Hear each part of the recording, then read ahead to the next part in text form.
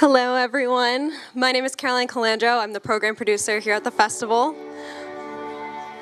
And I am happy to invite our panelists for the conversation down to the stage. We have Miranda Hellmold from IATF. Thank you for being here. And we have Ofer Matan from Hand in Hand. Perfect, great. Hi, great to see you. Thank you both for being here tonight. Yes, that's perfect. We have mics for you here. Thank you. Great, amazing. Such an amazing series, not much out there like it. Can you first start, Miranda, by giving us some context about the school system in Israel so we can have some background going into our conversation? Absolutely. So first of all, few people attend bilingual schools in Israel, and I'm sure you'll tell everyone more about that. In fact, there aren't that many. There are 6 hand-in-hand schools, right? Yeah, there are 6 hand-in-hand schools with over 2,000 students, and 2 other bilingual schools who aren't part of the hand-in-hand chain, which I guess have 300 or 400 in addition. Yeah. So the majority of kids in Israel go to public school, and there are 4 streams. So there's the religious and then secular Jewish stream. There's the Orthodox stream, and all of those classes are in Hebrew. Arabic is taught as a second language. It's optional. And then there's the Arab stream, where you have Arab Palestinian students. They take classes in Arabic, and Hebrew is a second language. Awesome, thank you so much. So obviously this series grapples with a lot of different topics. We have Lubna in the first episode that is kind of not sure if she can share her customs and traditions with people in her school, not sure if she will be accepted. We have the episode we just saw where Khaled and Shira, there's a lot of family strife that's starting to come out when acceptance levels are tested a little bit. Ofer, I would love to hear more about Hand in Hand and how your schools relate to the school Madrasa and whether any of these topics come up, if this feels familiar at all. Yeah, okay, so thanks for having me. So as I said, we have 6 schools around Israel with over 2,000 students. The only bilingual high school in Israel is our Jerusalem High School. So this series is basically based on this high school. Plus, Said Kashua's children attended that school. So he basically wrote about the experiences that he had as a parent.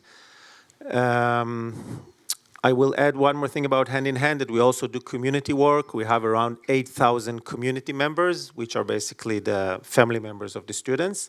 So our effect on the society is bigger than those 2,000 kids. Our high school in Jerusalem is very much similar to this school in the series. Maybe less of green areas in the yard, yeah, pretty similar.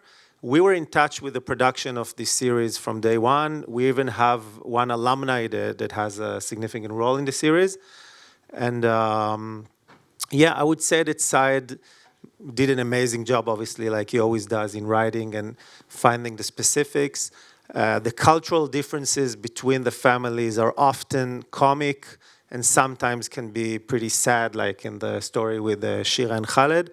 There are definitely cultural differences between the Jewish families and the Palestinian families, and also between the different type of Palestinian families and different type of Jewish families. I would say in general that while in Haifa, for example, there is a big similarity between the Jewish and the Palestinian families in our school, in places like Jerusalem or Wadi Ara, the cultural difference is much bigger. And yeah, I think it makes it just much more interesting. Thank you. So a lot of times children, teens are told to stay out of these kinds of conversations so that they don't know enough, they don't know the context. And one of the really interesting things about these episodes is that it brings teens into the conversation, it brings children into the conversation. Why is it important to both of you to start these conversations and this education early and involve everybody? You want to start? So, I mean, as we see here, right, the act of going to a bilingual school in many ways is very radical because you're choosing shared society, you're choosing to learn together, and you're choosing to be exposed to ideas that might not be your own, multiple narratives, identities, really unfamiliar things. And I think we can really see that here, right, and the importance of learning about other people, even if it's difficult, and making those efforts. Yeah, I totally agree. I can add, I was raised in Jerusalem in a Jewish public school. I did not meet any Palestinian teens or kids growing up. Basically, the first Palestinians that I got to know is when I worked in the first Aroma branch, downtown Jerusalem, when I was 18. That was the first time, basically. So I used to work with the alumni of our Jerusalem High School. We did a web series together. They were like 20, 21. I was shocked with how mature was their political view of the world. I sometimes felt that speaking to them was like speaking to 35-year-olds that I know from Tel Aviv that didn't attend bilingual schools. Not necessarily because what was exactly their political opinion, but the way that they were able to hear other opinions, accept people that they're not agreeing with. They were just very impressive in that, and I feel I learn a lot from those people, from those kids working with them. And Miranda, I know you worked on a series guide through IATF that basically serves as a companion to the episodes and adds some resources, all of that. How did that come about? What was the research that went into it, and like what were your goals with that? Yeah, absolutely. So we have a series. You can see our website, iataskforce.org, and there are also a few copies of the series guide outside. It started about 2 years ago when we wanted to expand programming and create programs that anyone could do in a high school classroom, in a college club, at home with friends, and have tools and definitions to talk about films and movies and TV series that exposes you to different narratives. So we started with Bar Bahar. We created one for Cinema Sabaya, which was here in 2022. And then we moved to Madrasa, which we thought was perfect to get a wider age group. And what better way to talk about some of these issues than to watch kids grapple with it and their parents at a bilingual high school? That's amazing. Have you seen it in action at all? Have you seen it in classrooms or anything? Like what folks are using it right now? Do you know? Yeah, right now, some Hillels have used it, a few different classrooms. We have an exciting partnership coming up to get into the hands of more teens. So it's coming out in different ways. That's great. That's amazing. Ofer, I know that you said Hand in Hand has been involved from the start in this project. Can you talk a little bit about how the political climate and discourse might have changed from when you started to where we are now? Yes. So this series was produced, I guess, 3 years ago.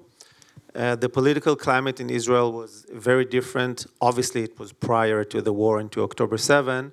But in addition, it was different because, as you people probably know, Israel went to there were a lot of elections, one after one. And basically what happened is that liberal Jews in Israel realized that they need to collaborate and work together with the Palestinian parties in the Knesset in order to beat Netanyahu. And this state of mind, I think, affected also a series and movies that were written at the time. Obviously, Saad Kashua comes from this world. He doesn't need the political climate in Israel to change in order to think about those issues. But I think that the fact that the public broadcasting network eventually put money on that and aired that shows that in a way the zeitgeist was kind of supporting these kind of ideas. I wouldn't go so far as this was the mainstream, not at all. But it definitely had an effect. Like my nephew, she's 14. She doesn't know any Palestinians, and she adores all those actors. She follows them on Instagram. I don't know if it's still lasting now, after October 7, I have to say. But I saw the effect it had, and taking young Palestinian actors and making them famous among Jewish audience and vice versa, even though vice versa kind of happens already. It's a big thing that doesn't usually happen in Israel, and I think Madrasa did an amazing thing by doing that. What was the general response? Was there backlash to it? Was it generally, did it fly kind of under the radar? Were people excited about it? So the series was aired in the teen channel of the public broadcaster, and not in the main channel. So I would say maybe it made it be have less of a criticism. But people definitely, right-wingers definitely used it as an example of why does tax money need to go on that. But tax money also went on very kind of right-wing content in terms of documentaries and other stuff. But today, in these days, the Israeli government is trying to close the Israeli broadcasting network, basically, because of different stuff that they do, like Madrasa. I wouldn't say that Madrasa is like the main argument of the government, but they keep saying that the content is too lefty and doesn't represent the public. I don't think that that's their actual reason. They just don't want any free press by any way. But yeah, it definitely represents an era which is very different from today. But I just want to emphasize that the need of liberal Jews and Palestinians to work together in order to make Israel more liberal and hopefully go towards some solution of the conflict is still there on the table. The numbers didn't change. Sooner or later, there'll be elections, and there will probably be a Palestinian party in a future coalition again, if there'll be a different coalition, not by Netanyahu. So as much as it looks far-fetched today because the climate is so aggressive and racist in Israel right now, and it's during a war, I think that when elections will be back on the table, so this discourse will be back again. Obviously, it will sound a bit differently because of the war and everything that happened since then. And going off of that, when violence, pain, emotions are at their peak, what does that look like in the hand-in-hand communities, and how do they cope? How do they push through it, overcome it? So I would say that the main thing that we, and when I say we, I mean the hand-in-hand family, but it's mainly the educators that do it. I'm not an actual teacher. The main thing that we teach our children in hand is how to disagree with each other. So we're not trying to find how we agree on everything, but we just take it as given. We're not going to agree on everything. And I think the ability to not agree and still be friends and still stay in the same community is what helped all of our communities and schools stay together after October 7. Almost no one left our schools except families that moved overseas because they didn't want to be in Israel during wartime. There's maybe one family that I can think of that actually left due to ideological reasons, but that's it basically. Everyone stayed. And a lot of people actually say that this is their safe place, as in the hand-in-hand school or the community is their safe place. Because obviously parents that send kids to schools like that, whether they're Palestinian or Jews, aren't exactly representing the majority of the public. And they often feel at home and safe among people that share their values. And one of the main values that is the ability to not agree on everything and yet to be friends. That's huge. I'm going to ask one more question, and then we'll go to Q&A. So prepare your questions. I know, Ofer, we talked before about hand-in-hand's formula, and can you share a little about what that is first, and then if that's something that is strengthened or weakened in wartime? Yeah. So I would just say, first of all, that we're not an organization that is trying to suggest a solution to the conflict. We don't have like an agenda that says how this conflict should end, and we're not a government, so we're not doing that. What we do is we're offering a formula in a way of how Jews/Israelis and Palestinians can and should get along. And I think this formula might be relevant also here and overseas, not just in Israel. So the ability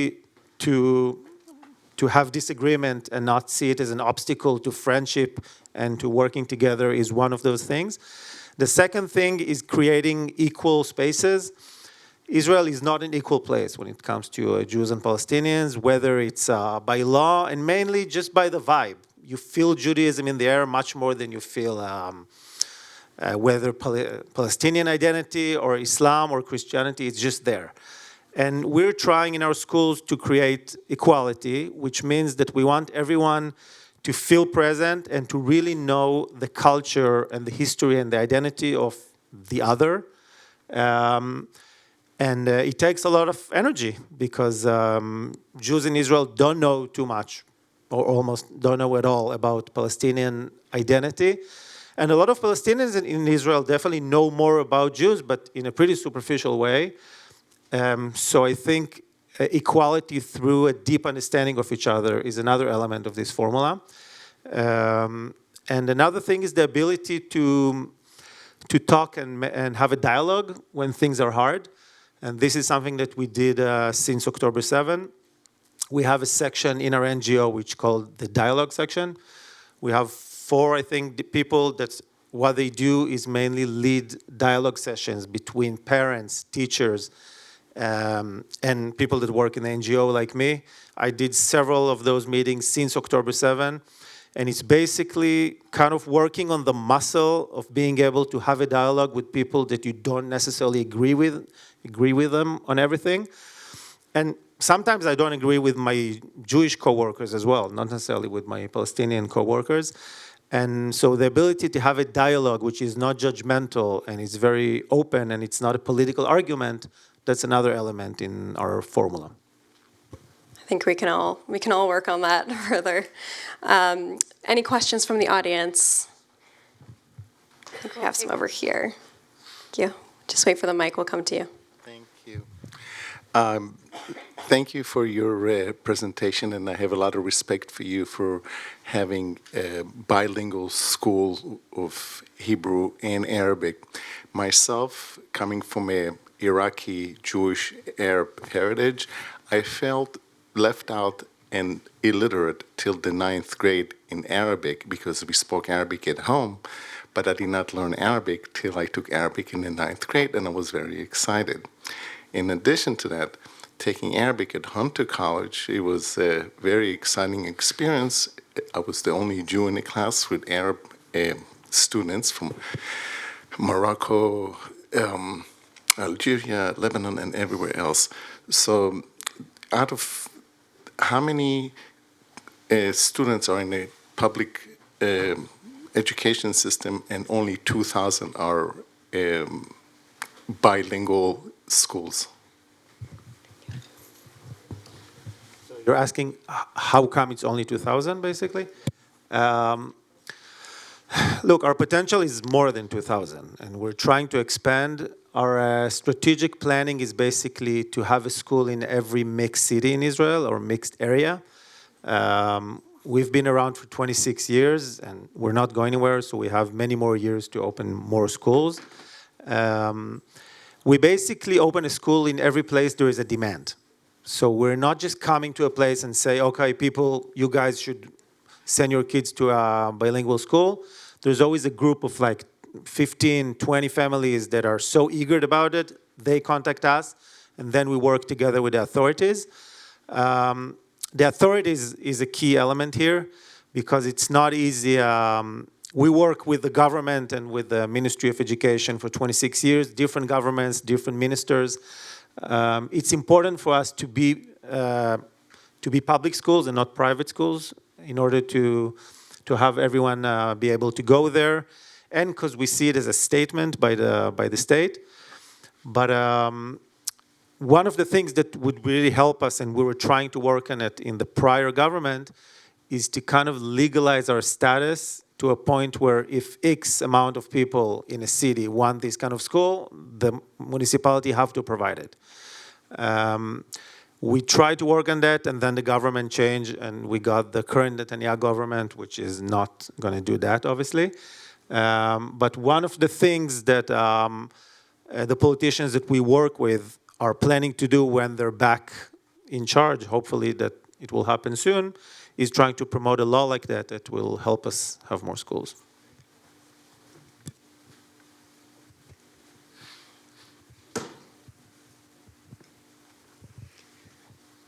Thank you. 3 quick questions. First, have any of the students acted in any of the series? Also, in terms of availability to people in the region, can both Arab and Hebrew-speaking people see this with bilingual subtitles? And thirdly, are there opportunities for the parents to learn the skills their kids are learning? Thank you. Those are great questions. So yeah, the episodes are available on the website of the Israeli broadcaster. Everyone can watch it in Israel with subtitles. The character of Omer/Omar that you saw in episode 1, he's an alumni of our school. There is an episode actually about him. He's going to be a soccer player, and he's going to a racist club, and he's debating whether to stay there or not. But it's not one of the episodes that the side shows that we'll watch today. And the third question? Whether the parents learn these skills that the kids are learning. Oh, yeah. So first of all, yeah, we offer language classes to parents, which is basically Arabic for Jews, because most of the Arab parents in our communities speak very good Hebrew. We also have something called Madrasa, actually. Madrasa is school in Arabic. So we have a program in hand called Madrasa, which is basically evening courses for parents about different topics, whether it's history, whether it's culture, whether it's watching a film and then have a discussion with the director. So we're trying to bring those parents, people like me, that their children are going to a school like that, but they did not go to a school like that, to kind of close the gap and be in this vibe as well. And basically, we're trying to make the parents be friends. And Palestinian and Jews being friends in Israel is a huge thing. It doesn't happen too much. And when it happens, I can say, because I have very good Palestinian friends from work, it's huge. And it's a very big achievement. And we're trying to do that. Hi. I want to know where this all leads to. And by this, I mean Said Kashua. Said Kashua, from the beginning, was a rock star. When he started writing books, he was quite young. They were all very successful. He's like a person who touches something, it turns to gold. So, where is Said now? Said is a professor in the United States. I forget exactly the school he's at. His wife is a psychologist, and his daughter, who must be about 25 now, went to Brandeis as her school. And the last time I saw him, I said, do you have any plans to return to Israel? And he said, really? For what? And he wasn't saying that bitterly. What he was saying is, I have become an extremely successful person. I can live wherever I want. I came to the United States. So what is it we want at the end? That's my question. I mean, I think we can all collaborate a bit on this one because No, I'm still thinking. yeah, I mean, the answer is going to be so different for every person, and none of us here can answer for him, though. He does have a PhD and he does teach at university, and as we all know, tenure track positions are few and far between in the U.S., so very exciting for him, I'm sure. Yeah. I can add something not about Said specifically, but about a lot of people that I know like Said that left Israel in the last few years, whether they're Jews or Palestinians. There are a lot of people leaving Israel now in the last year because of the war, and also prior to that. But I don't think they're necessarily leaving and never coming back. And I think it's true also for the Palestinians who leave. A lot of Palestinians left for Berlin, for example. People that I know personally, people in the film industry, people that are writers like Said.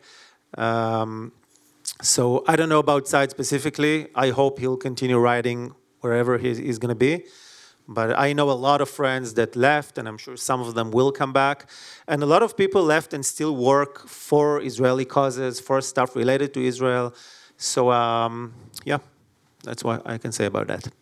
My understanding is, and correct me if I'm wrong, is there isn't really a particular trend right now of people leaving and not coming back in any significant way, right? But there are certainly discussions about what do you want your future to be like, what do you hope, and it's very individual too. What's best for your family, what's best for your kids. Yeah, at least among, I would say, liberal Jews in Tel Aviv, which is like the group that I'm expert of the most. Everyone was talking or debating about leaving even before the war because of the whole judicial reform. And basically this feeling of they want to provide their children something else rather than just being Israeli. I don't think that those people are necessarily living for good, but I can't speak on behalf of them. But I think there is a lot of Israeli culture and Israeli communities happening in different places in North America and Europe, which are very much connected to what's happening in Israel now, whether it's by demonstrating, by still working for Israeli companies or NGOs, and by really being involved.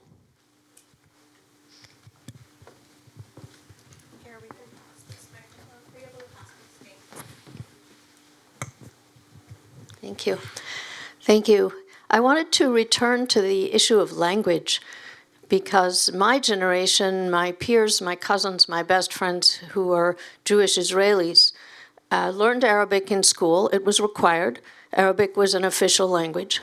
And even the ones who were not particularly politically open-minded or progressive could still chat about sports teams in Arabic on the corner with the person who was selling them vegetables. And so the world really changed, it seems to me. Well, it changed anyway, but when Arabic stopped being an official language, that was pretty recent. But before that, it already was not required in school anymore. And so now you have two societies that don't have to ever speak to each other, and if they had to, they wouldn't be able to. So I wanted to ask you if you could say more about the evolution in education that resulted from that, and where you see that going, whether there's any movement to restore Arabic's standing in the country.